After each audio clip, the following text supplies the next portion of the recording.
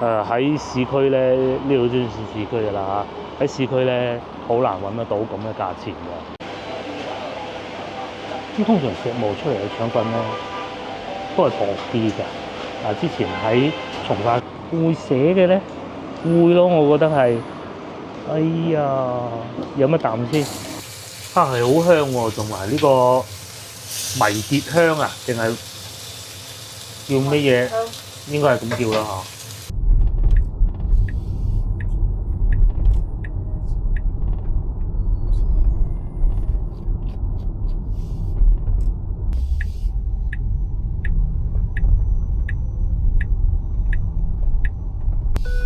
轉右，然後即刻轉左。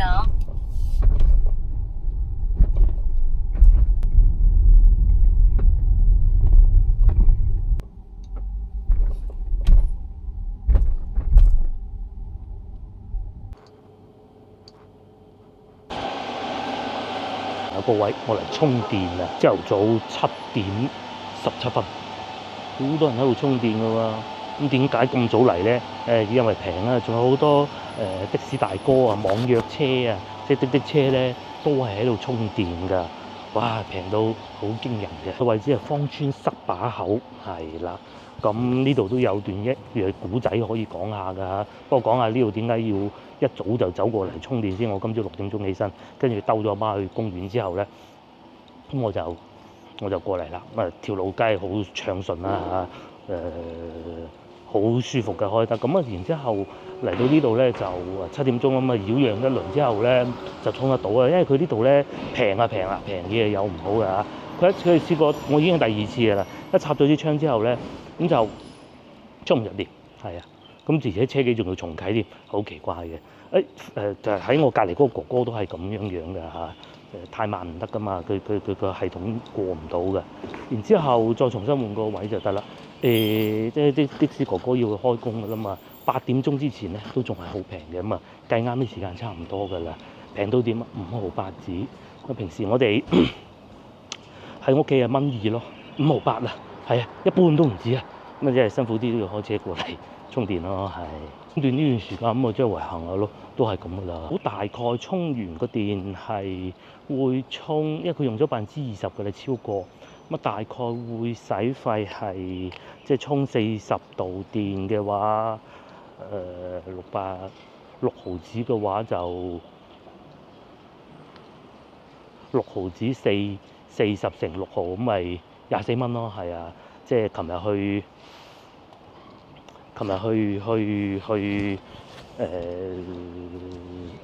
從化嗰一段咧，係啊，咁啊來回200幾300公里咁滯㗎啦，咁都係20零蚊㗎，又真係好平嘅。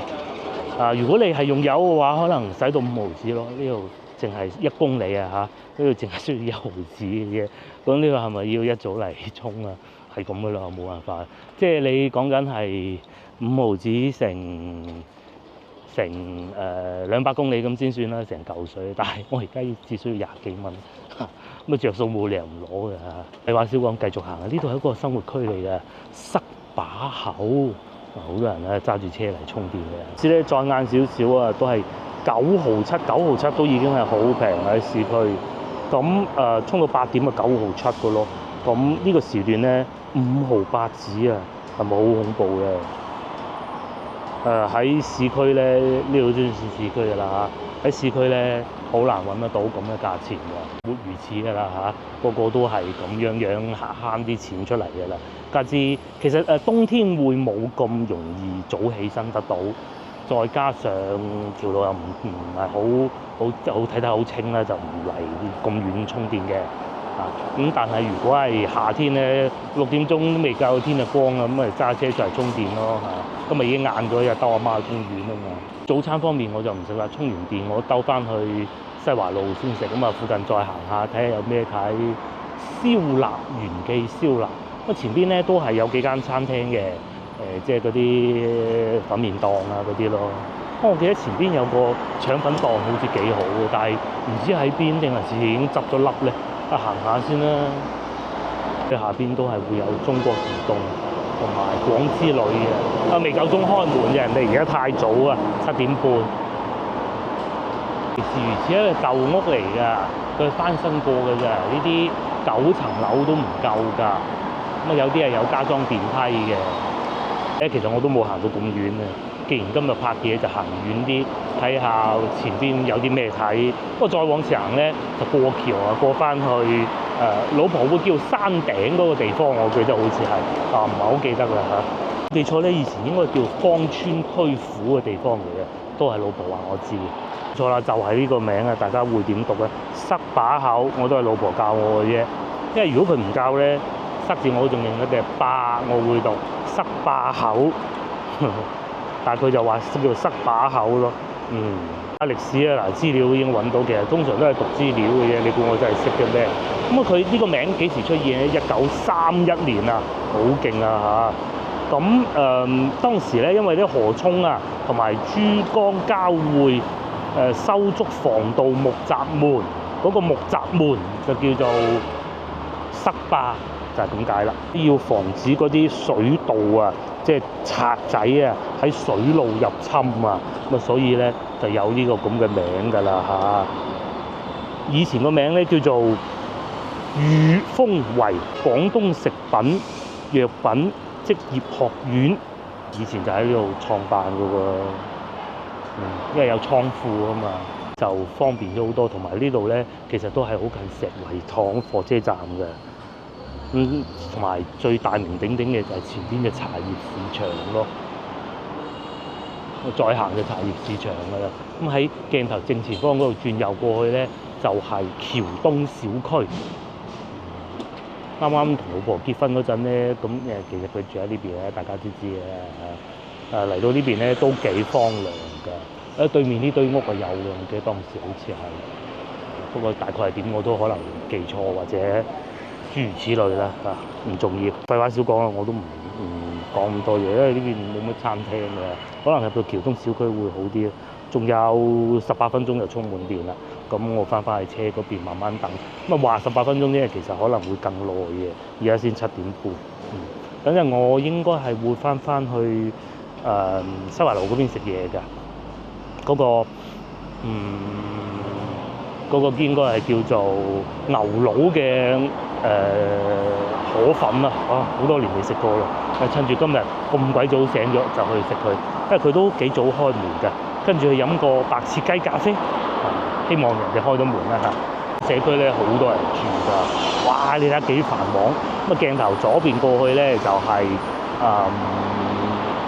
隧道口嗰邊啦，茶葉市場啦。咁如果喺呢邊過翻去咧，就會去翻內環路咯。咁又或者你過去往期都得㗎。其實真係好多人住㗎。以前咧呢度近翻花卉市場咧，喺嗰度行下個花卉市場嘅，都係夫人帶路我先識㗎咋。咁啊啲同學仔翻學啊，之後我哋經過嗰度咧，就係學校嚟㗎。哇，好鬼多車啊！晏啲嚟咧就會好多學生哥翻學㗎，所以要早咯。唔單止純粹就係為咗平充電㗎。好啦，咁啊電咧就已經充完啦。陸續嘅咧都仲有好多司機大佬入嚟充電㗎。因為網約車真係秒秒鐘計住錢㗎嘛，而且咁早咧其實佢冇乜生意嘅。有好多已經走咗啦，而且貨拉拉啊嗰啲咯。咁啊揾食就係咁㗎啦，而且又唔係好遠。你冇理由唔嚟充電㗎。我而家咧就揸車翻去，我打算咧經過隧道口過去嘅，即係芳村隧道啊。咁同埋咧充電咧免2個鐘頭嘅停車費，咁咪綽綽有餘㗎啦。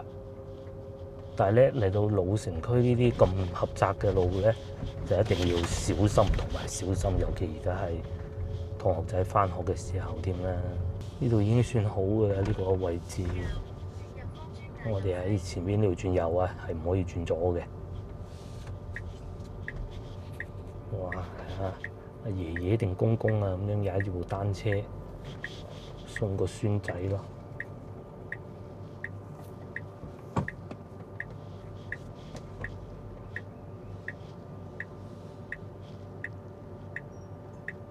好驚險啊！喺內地揸車就係咁嘅，大家都係好努力咁活着嘅。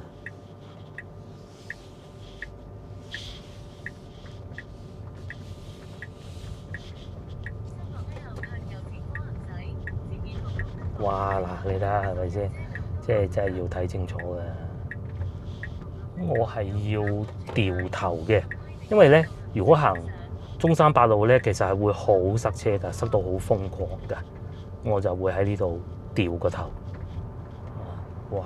呢啲叫小巴，咁佢有個叻字㗎喎，即係去邊咧？即係去大叻啊！我廣佛同城啊嘛，上邊寫住佛廣交通。哇！好極限嘅。同埋而家已經換咗好多啲細車啊！如果唔係咧，仲惡搞啊！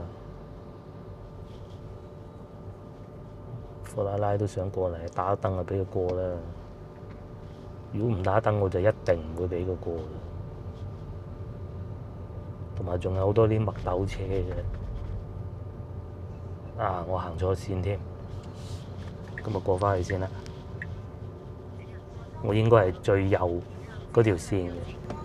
你喺度打燈咧，係唔會有人讓你嘅，全部都係鬥快嘅啫。啊，應該喺呢條線掉頭嘅。咁喺內地咧有好多路咧，或者廣州啦嚇，呢個先啱，都係咁樣樣噶啦。好多時候咧，如果唔識路咧，你就會搞錯噶啦。哎呀，點解按道理應該最左掉頭噶嘛？唔係嘅，因為佢可能要俾啲大車過啊。咁所以咧，佢會安排喺最右邊，尤其有時候啲巴士好長啊。咁佢點辦咧？佢就只能係喺最右嗰度掉頭。芳村好多呢啲咁樣嘅路嘅，跟住咁樣過咪得。哦，原來最右都可以掉頭嘅。嗱，公交車你要讓佢嘅喎，係啊。我問過啲的士大哥啦，就算咧喺條路度行緊咧，佢 cut 緊線咧，你撞到佢咧，佢撞到你咧，都係你全責嘅，除非佢用個車頭撞你嘅啫。係啊，只有呢種情況係唔係佢責任啊？唔係我責任。特別好似而家咁，佢 cut 緊線咧，你挨埋去掂到佢掂到你，唔好意思，你嘅責任。其實其他車係唔係行呢套規矩㗎？而且人哋巴士都要各樣嘅，喺外邊應該唔係咁嘅係嘛？但係咁啊，佢咧又唔可以行得太快㗎，因為巴士係有限制嘅。哇！咁啊路上啊，你睇下右前方又有一部咁樣嘅，你係邊能夠急咧？你話啱唔啱？唔啱㗎，肯定唔啱㗎。有冇得啱咁樣都得嘅咩？咁但係你冇計嘅係咪？啊，的士大哥上出嚟啦，啊，咪俾佢先啦。我繼續直行啦。咁你唔啱啦，咁樣係咪啊？呢個啊咁樣吸埋嚟，係咁噶啦。內地揸車啊，咁至於我左手邊咧，就係我先頭所講啊。如果繼續行，就係芳村區府嗱，而家就唔叫芳村啦，依家就叫做荔灣區啊，就喺我嘅左手邊啊。咁再嚟啦，大家睇下左邊呢部車 FT 啊，就係可以揸落香港嘅車牌，新嗰款喎，唔係舊嗰啲喎。嚟到呢度好啲啊！咁嚟到呢個區域咧，嗱，大家睇見右上角係啲洞企石，其實就係賣芳村啊，芳村賣茶葉嘅地方嚟㗎。咁呢度係有地鐵站㗎。如果各位喜歡買茶葉嘅話咧，可以嚟呢度試下。不過據我所知啊嚇，香港應該係可以帶翻落去㗎，但係外國就基本上都係唔得嘅，所以大家謹慎啲咯。好多㗎，全部都係賣茶葉嘅。右邊呢度又係啦。以前呢度係火車路嚟啊，我啱就經過一個火車路廢棄咗嘅路軌。哇！你睇幾刺激，右邊左邊就送菜嘅，原來佢係咁啊。右邊咧呢啲啊電雞啊，你真係開快啲都唔夠膽啊！嗱，佢隨時會攝出嚟啊，咁到時撞到佢又好，硬到唔知點收貨，所以咪要慢咯。同埋廣州已經算好嘅。嗱，你話車咁樣，你喺條線度冇嘢㗎，係咪？但係嗰啲電雞唔係啊嘛。咁至於呢一行全部都係茶葉市場。咁啊嚟到呢度啦，巴士又要打燈要出嚟喎，其實佢都好艱難啊，因為裏邊咁多電雞，好惡開啊，諗唔到以前芳村係咁荒涼嘅，時至今日已經係咁繁忙啦，好多人喺度居住啊、生活啊咁嘅。咁至於喺我左手邊咧，就係之前啊同大家嚟睇過話果子廠嗰度咯。我右手邊咧就醉觀公園，上邊塊路牌都睇到。哇！嗱，你睇電雞就係咁啊！你係咪要小心加個小心？好刺激嘅。咁同埋前邊呢部車，大家知唔知係做咩嘅？佢係送鹽嘅，因為鹽係統一售賣嘅，唔係話邊個買都得㗎。嗱，佢就係賣鹽嘅公司，運鹽嘅，就叫粵鹽。粵即係廣東咁解咯。哇！超級大塞車。咁啊，左手邊咧就係之前所講譬如什麼瑞璽啊嗰啲貴價樓盤啊。右邊就係過去中市市場啊，前邊就係去中市市場。咁通常喺學校啊或者醫院附近啊都係瘋狂地塞車嘅，又或者修路咯。呢度就係修路。咁啊，呢度咧亦都係芳村地鐵站所在地啦。前邊大家見唔見到？嗰度入去就係中市市場嚟㗎啦。食雞啊，各種呢度都有。咁至於喺鏡頭正前方，如果我往右轉嘅咧，就係西朗市場啦。咁啊，去左轉咧就係隧道口，就過翻去西關，什麼623路啊、黃沙嗰個方向咯。咁所以咧，大家鏡頭左邊或者等陣你都會見到㗎啦。我哋喺對面望過嚟啊，黃沙海鮮市場望過嚟咧，其實就係呢啲情景嚟㗎啦。呢度仲喺度起緊橋㗎。咁啊，好似呢啲咁咧，其實佢係完全唔守規矩嘅，咁樣減粗攝出嚟，你係要好小心，好小心。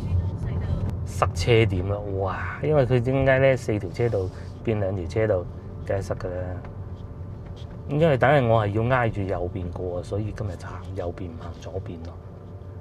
咁啊，大家就慢慢行啦，咁都冇得急㗎啦。無論係朝頭早過嚟也好啦。朝頭早翻過去也好啦，因為有時候咧同老婆啊飲茶都係大概呢個時間段過隧道嘅啫嘛。咁點解今日呢排啊夫人唔出嚟？感冒啊，重感冒啊，都係唔好搞佢住啦。另外咧，即係其實內地咧有啲規則咧係要交替通行嘅，但係咧好多人都係唔守規矩嘅。嗱，你睇下最右邊呢啲，全部都係唔守規矩嘅。咁點辦咧？咁就冇得辦嘅嚇。大家其實都係唔想有交通事故，即係刮花啊嗰啲咁，但係按住自己規矩行就得㗎啦。咁另外仲有一樣好得意嘅嘢咧，就係芳村隧道咧，珠江隧道更正呢度咧係會有人揸電雞入嚟嘅，係啊，真係唔要命啊嗰啲人，但係就真係快好多嘅。咁所以咧，佢就係會挨住右邊行㗎，嗰啲電雞，有啲瘋狂啊喺中間行咯。咁所以咧，一定係要小心，我哋盡量就唔會喺最右邊行嘅。今日好似教大家揸車咁啊，呢啲事情喺香港、澳門應該都冇乜可能會見得到，係咁噶啦，內地冇辦法㗎。等陣去到和平路仲刺激啊！呢度已經係小兒科嚟。如果早2年咧，大概甚至乎係疫情之後嗰段時間咧，我都唔敢揸，好恐怖。好似先頭喺後邊嗰部滴滴車咁咧，其實大家睇唔到，佢係想攝我位。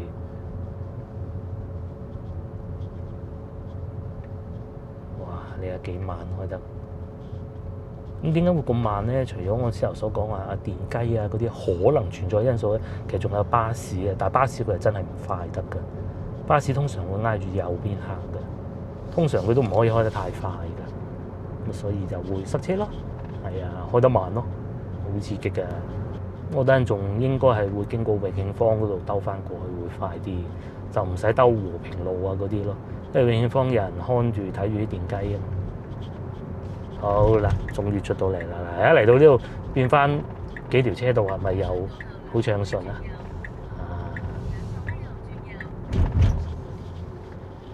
咁平時翻屋企咧，我就會挨住最左邊咁樣行嘅，而家我就挨右邊行。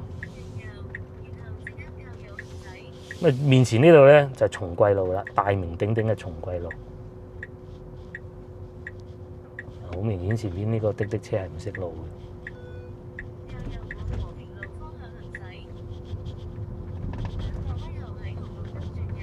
呢度就係松桂路已經修建得咁靚，同以前比爭好遠啊！嗱，好似前邊嗰個黃的咁，佢識路咁，佢咪識得喺個位攝咯。係又有行人㗎，佢係完全唔睇你，幾刺激！俾大家翻嚟呢度開會點啊？如果你又係一個資深司機，但係喺外邊開車嘅喎，嚟到廣州又應唔應付到嘅？有啲難度啊！嗱，話咁快，我哋又嚟到恩寧路，即係永慶坊呢度嘅啦。我哋喺呢度轉左，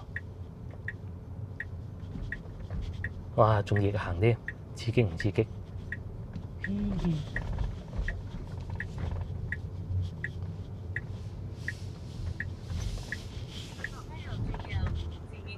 今日帶大家遊車河啊！嚟到呢一邊咧，其實唔使導航我都識路嘅，還好嘅。咁前邊呢個係咩車咧？睇一睇啊嚇！佢係城管嘅車嚟㗎，即係城管咧嗰啲非法擺賣咧，大概有少少似香港食環署咁咯，但係佢權限又細啲嘅。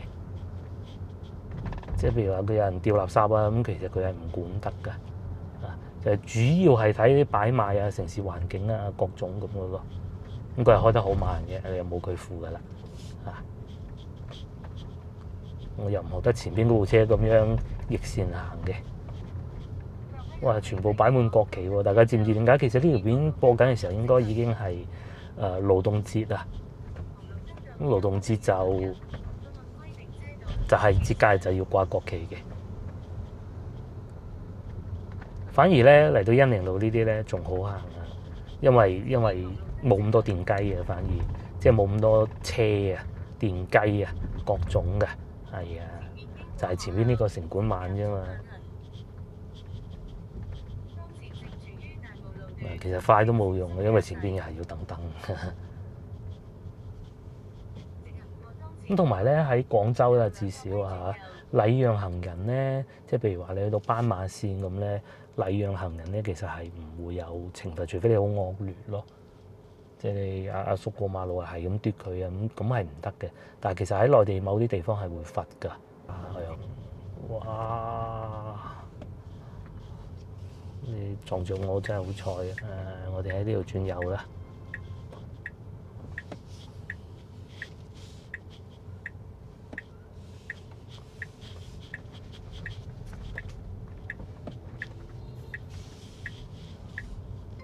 呢度就係大名鼎鼎嘅多寶路啦。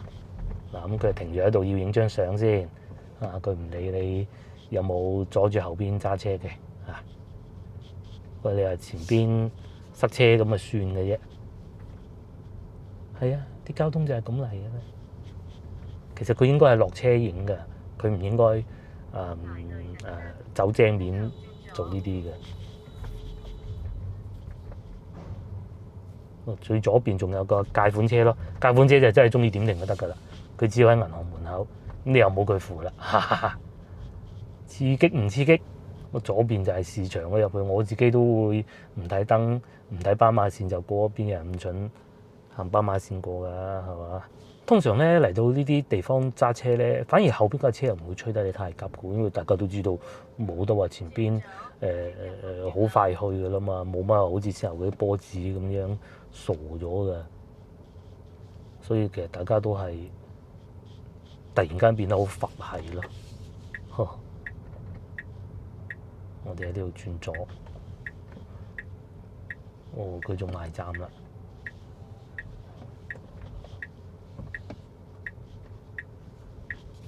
好似行人咁，佢又係唔睇燈㗎喎。呢個歌機，唉，刺激啊！咁啊，再嚟啊！喺鏡頭嘅左邊咧，其實就係炒粉啊，即係嗰個國強炒粉啊，就係前少少呢個位置。咁至於點解呢度啲車咁樣停都得㗎？佢係學校門口啊，你又冇辦法㗎啦嚇。佢一定係要慢。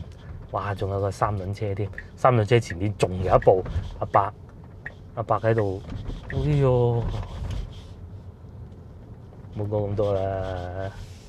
嗱，右邊咧呢度咧刺激唔刺激？呢度咧你轉個鏡頭睇下啦，呢度咧日月蓮啦，就係咁樣坐住喺度食嘅。平時我就咁樣坐住喺度食呢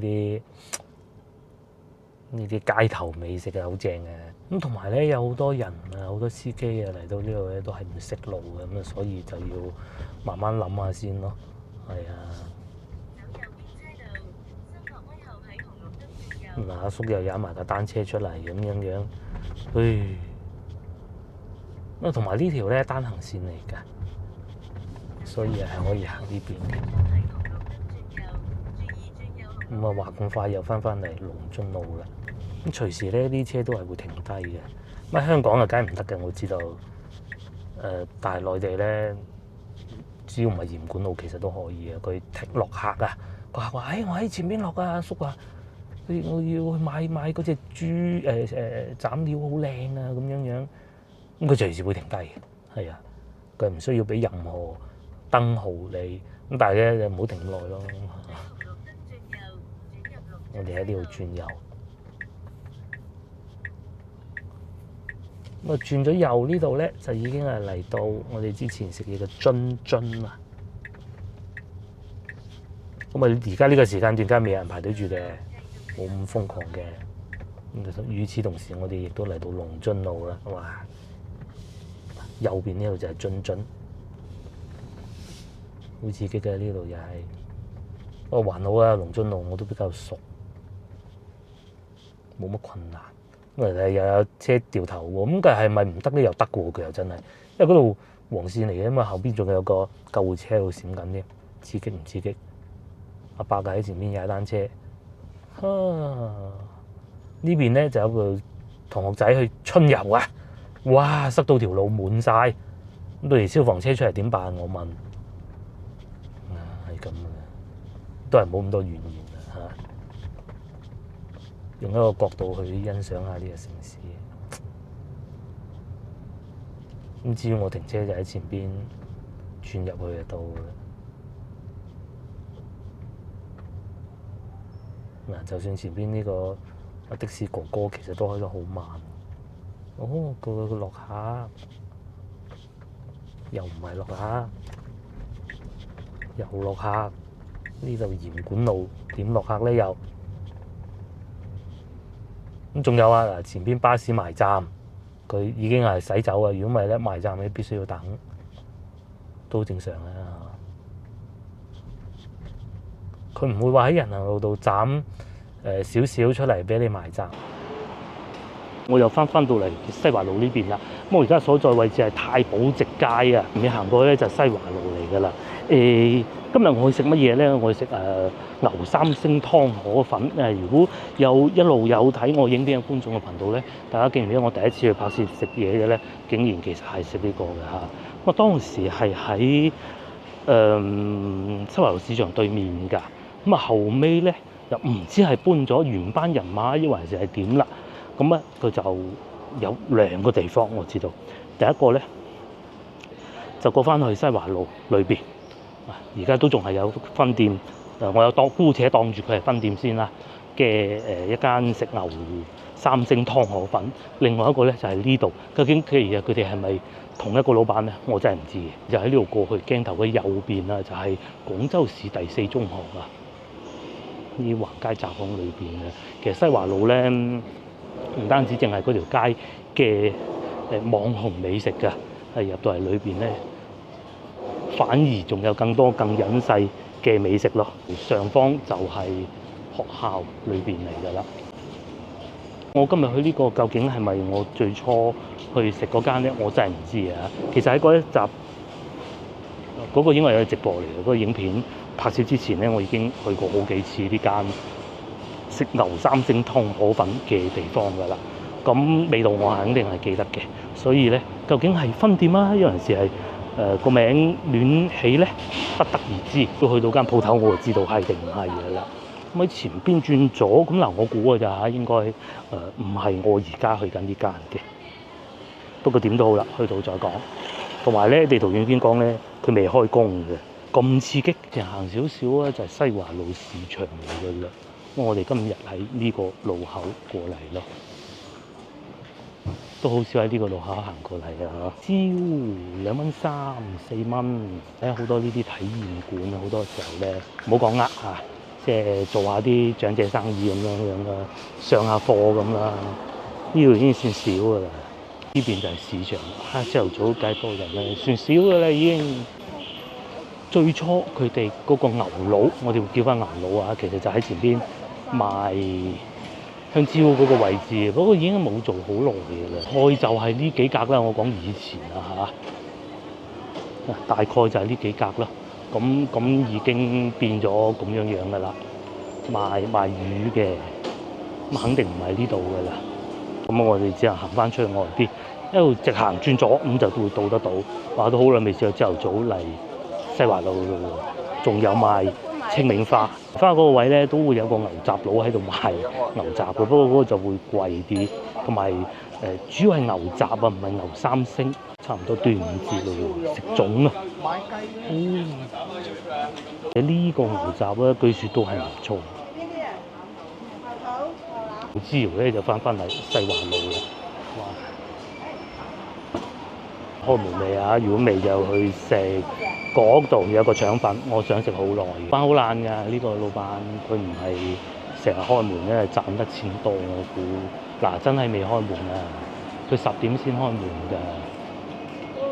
就係呢一間啦，逢星期二仲要休息添，係啊，咁啊無言食啦，咁啊其實都係相信一切都係最好嘅安排，因為始終食呢啲咧，佢係會幾大負擔㗎，即係對個尿酸啊係幾大負擔嘅，咁或者佢唔想我太大負擔啦，咁我咧就去斜對面華記石磨尾食個腸粉。頭早的西華路就係咁噶啦，係啊，我又係嚟食腸粉啦，哎呀！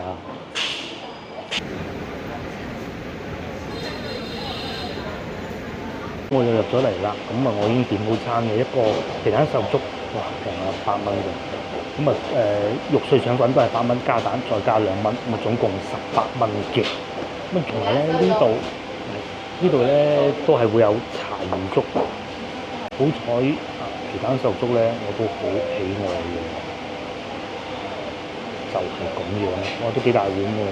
另外肉碎腸粉亦都嚟咗啦，哇，切到咁靚添。佢呢度咧仲係用石磨嚟磨腸粉漿㗎，嗰度就有石磨啦。點解用石磨好處嘅？石磨好處咧就係佢喺磨嘅過程中唔會發熱嘅。大家喜唔喜歡飲咖啡？咖啡咧磨豆嘅時候咧，如果發熱咧，佢係會令佢變酸嘅。咁其實腸粉漿都係始終個磨咧係唔會太容易發熱㗎，咁啊所以用石磨。咁啊至於係咪因為會令到佢唔變酸咧，我就真係不知道啊嚇。咁但係咧就靚嘅腸粉都係用石磨嘅，所以食腸粉先個粥有啲熱。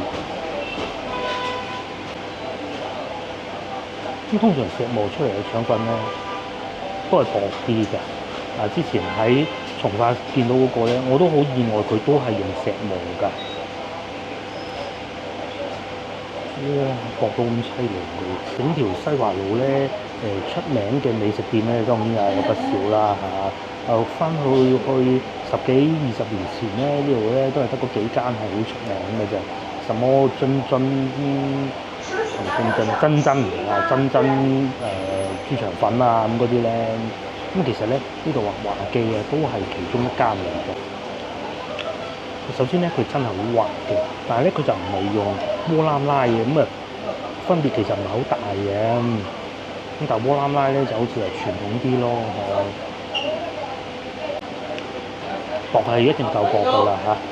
同埋啲肉碎我係更喜歡啊，好過之前喺從化食到嗰個好少嘅覺得。但係嗰個咧只需要5蚊，呢個係10蚊嘅。不過呢個份量會大啲咯，真係好薄，係咪唔係講笑咧？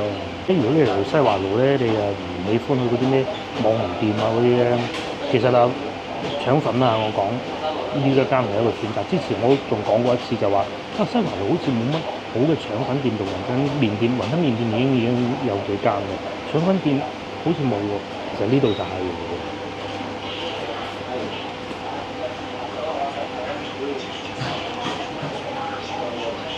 咁然之後咧喺近人民路嗰邊咧，仲有間珊瑚啦，但係嗰度啲炒牛肉會好啲嘅。主要去到路尾咧，仲有間網紅店嘅方記係啦。但係如果講到最隱世最唔係話勁出名，但係一樣都係好多街坊食嘅，就係呢個華記。嗱，老實講啊，我真係覺得佢係會好過去銀地食嘅，真嘅。佢又夠薄啦，即使落咗雞蛋咧，都唔會好厚啦。落雞蛋咧係對腸粉師傅嗰個技術一個好大嘅考驗。如果個碗唔夠大咧，攤得啲腸粉漿唔夠薄咧，就會黐埋一齊。應該冇啲豉油咧，亦都係甜口，同埋咧仲有一個要睇腸粉漿靚唔靚咧，就係呢個。薄到咁凄涼，但係又唔係咁容易斷嘅喎，好難嘅。香港食完啦，好食就不在話下，份量非常之足。呢個粥我都飽飽地嘅，不過梗係要食埋嘅。首先咧，皮蛋瘦粥咧唔係好似我想象中嗰種咁樣，要事先揸碎啲皮蛋黃嘅，同啲米揸碎，佢唔係嗰種。咁通常生滾粥都做唔到呢種效果㗎啦。究竟味道係咩咧？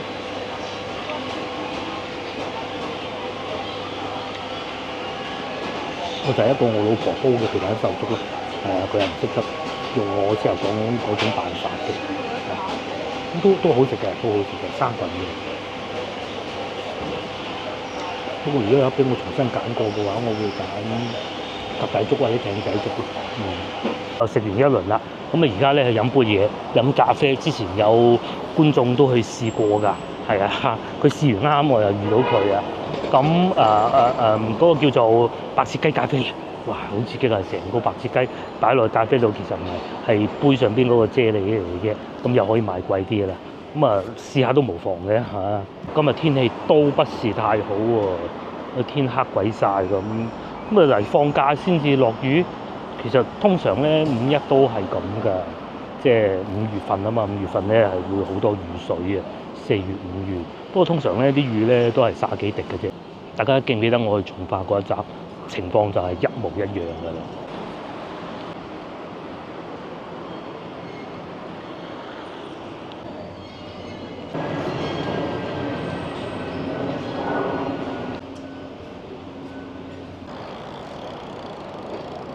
又開一間新嘅，之前咪食潮汕風味嘅，始創1981都好食咧。其實呢一間我發現，冇睇佢哋個樣咁殘舊啊，好好食嘅雲吞麵。先頭咧，我哋咪去食嗰個華記嘅腸粉嘅，呢度又有一間，其實呢間我食過嘅都唔差嘅喎，都唔知係咪同一個老闆，我梗唔知啊，都係叫華記。過多呢個華記嘅啫嚇，幾好食㗎，都分量係冇時候嗰間大嘅，分量會細好多。因為我要飲嘅咖啡就喺前邊，都係嗰句唔知開門未。有個咁嘅車喺度嘅喂，嘻嘻，捉電雞冇理由嘅，應該係開咗門嘅。咖啡店係會幾早開門㗎。嗱，廣州必食雞，咁啊仲可以坐喺門口飲添。我決定要一杯。非常幸運地咧已經買到啦，咁好有趣嘅。因為始終喺西華路啊嘛，但係價錢並不算便宜啊嚇。仲有金豬拿鐵添，同埋靚雞拿鐵。應該啲咖啡都可以吧？聽講我要凍嘅，咁樣咧坐喺馬路邊飲㗎咯。嗰邊咧就係真啲車就喺後邊車來車往，好過癮下嘅都。呢個時間段唔算繁忙啊，所以還好啦嚇。哇，正啊！我咖啡又嚟咗，又有得玩，又有得食喎，真係啊！因為呢個係咖啡底嚟嘅，咁下邊呢度就係奶咯，咁應該係成隻雞淋落去啊！哇，會寫嘅咧？會咯，我覺得係。哎呀，飲一啖先。咁下邊係奶嚟嘅嚇，都冇乜疑問㗎啦。再將啲咖啡倒埋落去。咪變咗隻豉油雞，都幾靚嘅搭嘅嚇。咁佢哋人哋用機整嘅，梗係靚嘅。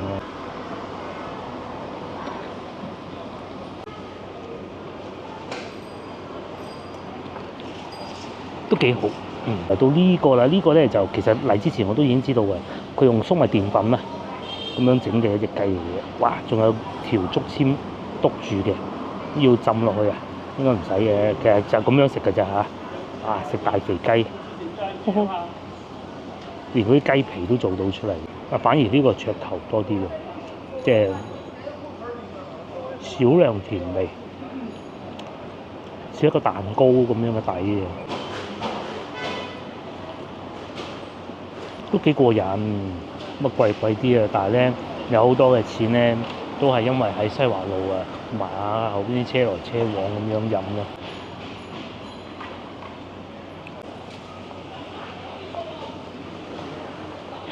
都幾好玩。咖啡唔算太差，但係咧價錢少貴，咁啊呢個加持都不少㗎。仲有咧，呢位先生啱啱停好部車喺度，又真係好爽嘅。一陣就到啦，一停低就得啦，又唔使熱車，又唔使鎖車。五金店嘅老闆咯，開咗好多年嘅喺度。因為右邊呢個鋪頭我換過幾輪啦，但係呢個咧就好耐未換過，應該自屋企嚟嘅。咁啊，仲有隔離嘅珍珍咯，隔離就係珍珍。我再往前行咧，就已經係荔灣路嚟㗎啦嚇。又繼續我嘅行程啦嚇。咁你話好飲到非常也未至於。但係咧，你話作為遊客咁嘅試下也不妨啦。價錢真唔平啦，31蚊，咁真係仲貴過食個早餐多聲啦。如果去星巴克咧，其實而家都已經唔使咁貴嘅啦，老細都幾好賺。面前有賣三文治哥林多，永遠都係咁多人嘅喎，邊度嚟嘅咧？究竟啲人嚇夜晚又係咁，朝頭早又係咁，一開門就有人拉住個篋都要嚟食。咁凄涼嘅咧，哥林多勝在就係一個新鮮咯，啱整好即刻食，難食極都有限㗎啦，係啊。其實呢啲喺香港應該都係好多㗎，不過就價錢唔同嘅嚇。嗰度好飲咧，都係對面嗰個馬來西亞拉茶啊、松科啊咁樣伸咗個門口㗎喎。咁再隔離咧就係珍珍咯。唔係，我成日講真就係方記，係方記啊！咁啊，仲有城管哥哥嘅喎。嗱，城管就係做呢啲㗎啦。翻嚟搶揾檔呢度啦嚇。咁啊喺呢度睄到咧，睇到啊嗰個牛三星湯仲未開門嘅，真係西鬼嚟嘅啫嚇。不過你起碼證實到啊，就係得呢間啊，冇第二間分店㗎啦，啱好遮住咗，係咪？仲未開門㗎？以為佢呢度生意好慘淡咁啊，梗唔係啦。哦，開咗半邊門啦，我見到佢應該係準備11點鐘開工，或者10點半咯。做餐廳可以做到逢星期二休息，都好巴閉。下次有機會我一定要嚟試下佢先得。於嚟到生鮮包門口咧，終於見到冇人排隊啊！哥林多咧長期都係排隊啊，反而生鮮包咧。都你係會見到冇人排隊嘅時候，不過其實裏邊都好多客㗎啦。又嚟到晚餐時間，煎蛋喎！而家今晚食咩啊？冇咩好食，湯粉湯。我煎牛扒添啊！今晚羊扒，唔好落咁多胡椒粉。今日我哋都係喺外賣平台買啊！好細嚿嘅，哦，好薄嘅。咁佢調好味嘅啦，已經就咁煎熟佢就係㗎啦。都未，好似都未解凍嘅。應該唔使解凍晒㗎係嘛？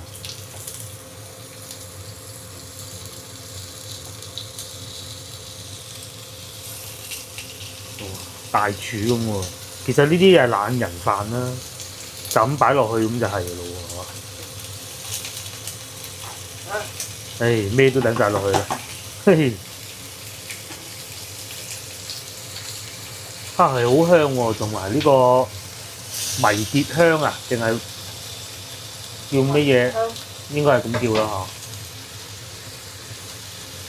好香。有冇牛油咧？我哋又落啲花生油就係冇乜咁多講究嘅啫，最緊要熟。啊，有啲辣嘅，咁實有啲㗎啦。乾嘅呢個迷迭。嗯。哇！但係好香咯。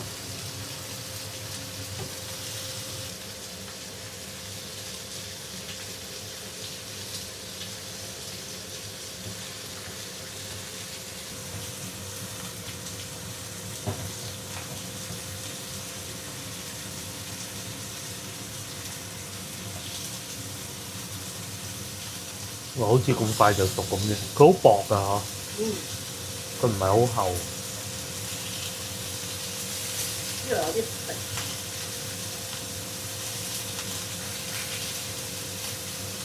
咁啊呢件幾多錢啊？要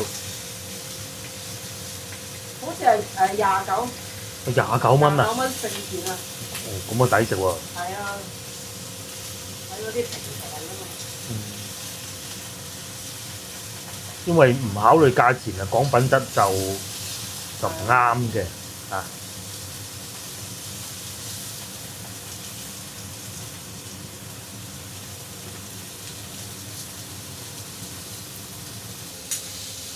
咁啊剪一剪開佢啊，最緊要熟就係啦，保證佢。咁今晚就淨係食羊扒就係啦，嗬。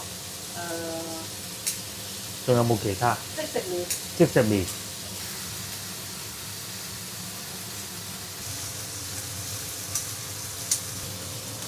其實如果講究就應該意麵嘅，不過冇咁講究㗎嚇，最緊要飽就得㗎啦。呢度就係啲蝦啦，呢度仲好生猛喎，嗱，佢跳鬼晒出嚟啦已經。啊，冚一冚蓋嗰個，佢最緊要熟嚇，其他都係次要嘅啫。因為咧，我哋如果喺市場買嘅話，佢係會好耐先送到嚟嘅，啲肉肯定唔得㗎。咁但係上網買半個鐘咯。可能都有啲死啊，但係佢翻嚟嗰時。佢係漫遊，唔係叫死。漫遊啊，係全部生㗎。只不過冇氧氣咁樣翻到嚟就。擺咗大概半個鐘頭。2個鐘頭。2個鐘㗎。哦。即係最好你係食嗰時嗰半個鐘啊，落單咁樣。咁嗱，仲喐緊㗎。係喐緊㗎，隻都跳出嚟㗎，啱先。係啊，喐㗎。至於呢邊，喂，好靚喎！下單唔到可唔可以倒咗少少油佢啊？係喎，幾靚喎！身幾靚喎！再焗焗佢啊得㗎啦，因為佢好薄嘅其實。至於啲菜咧就係早前啊喺從化買嗰啲啊，咁啊都未用晒。白菜同埋番茄買咗7蚊，呢度係部分嘅番茄，夠健康啊！啲白菜仔都幾靚啊嚇！哦，酸辣冬陰功味。係啊，少少。少少啦嚇。即係唔使咁寡淡。係。一包麵咁大兜水咧，都唔會太辣，受不了。唔會話咁啲咯，一包麵你大兜水。咁啊蝦亦都等埋咗，咦咁啊真係好正宗喎！冬陰功係功就係蝦啊嘛，泰文非常好。簡化版。係簡化版。我仲有香茅。唔好搞啦。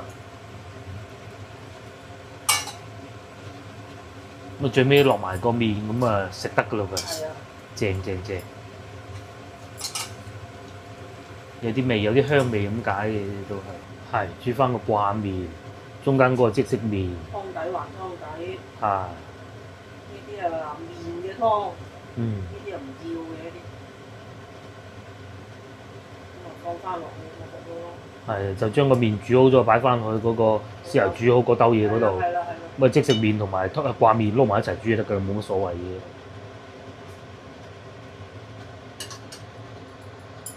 好得。哇！咁係咁樣撈埋都冇所謂㗎嚇，因為都係主食嚟嘅啫，澱粉質嚟嘅啫。咁我食多啲即食麵咯。晚餐時間，哇！爭個蠟燭咯，就燭光晚餐㗎。好平嘅啫嘛，其實人均可能10幾蚊嘅咋。係。咁你又有蝦又有羊扒啦。因為而且又可以即刻買喺網上，因為有時咧天熱咧喺市場買肉啊，好易變啊。嗱，又有蝦，呢個就係先頭買嗰啲蝦啦。個菜就之前買嘅，即食麵都係先頭買嘅。係啦。試下件羊先啦，呢件肥啲喎。肥你咪唔食咯。係啊，肥嗰啲唔食啊。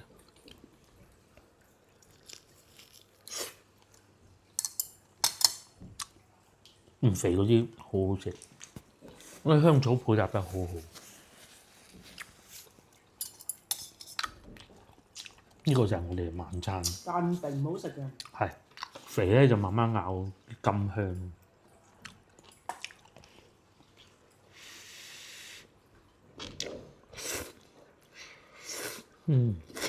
其實佢就係一件切開兩邊。所以點解咁薄？呢度就係2件羊嚟㗎嘛。佢話係紐西蘭嘅。4件係啊，國產邊度有呢啲？嚇。